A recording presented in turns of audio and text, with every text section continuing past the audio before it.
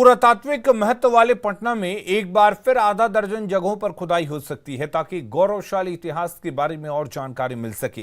पहले सर्वे कराया जाएगा और फिर कुछ संकेत मिले तो खुदाई कराई जाएगी।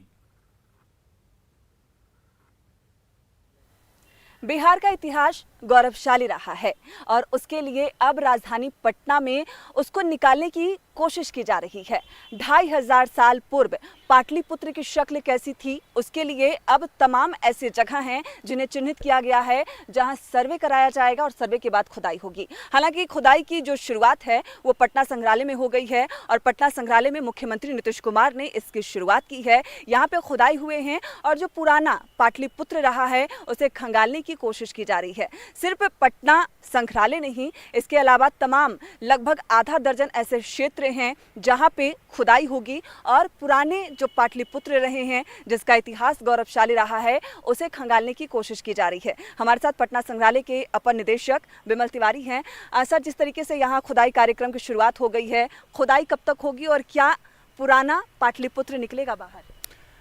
देखिए, अगर हम बात करें कि जो आपका प्रश्न है कि पहला प्रश्न तो जो है उसका हम ये है उसके बारे में कहना चाहेंगे कि एक सप्ताह के अंदर हम लोग यहाँ पे उत्खनन का कार्य शुरू कर देंगे। और जैसा कि मैं समझता हूँ कि पाटलिपुत्र इतना विस्तार में है कि चाहे वो पटना सिटी रहा हो, चाहे बीच का क्षेत्र रहा हो, चाहे यहाँ की बात रही हो, पूरा एक क्षेत्र जो है ये पाटलिपुत्र एक बड़े शहर के रूप में था और उसका विस्तार काफ़ी दूर तक था।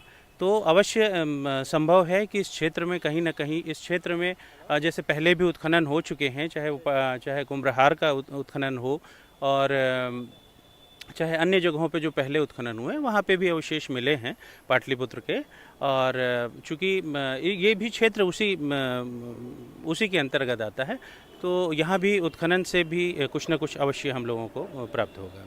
बिल्कुल, तो उम्मीद यही की जा रही है सर्वे रिपोर्ट के बाद ही कुछ जगहों को और चिन्हित किया जाएगा जहां पे पुराने पाटलिपुत्र को निकालने की कोशिश की जाएगी। लेकिन यहां पे खुदाई की शुरुआत हो गई है और अगले हफ्ता से ये दिखेगा भी कि आखिर पुराना पाटलिपुत्र कैसा था और क्या कुछ उससे अवशेष निकलते हैं। हालांकि जो पुराना पटना है यानी सिटी का क्षेत्र, उधर भी खुदाई होगी, वहां सर्वे कराया जा रहा है। आईआईटी कानपुर को ये जिम्मेदारी दी गई है। लगभग 18 लाख रुपए इस सर्वे पर खर्च किए जा रहे हैं और उसके बाद जब रिपोर्ट सकारात्मक आएगी उसके बाद खुदाई की शुरुआत होगी। विनीता मिश्रा, न्यूज़ 18 पटना।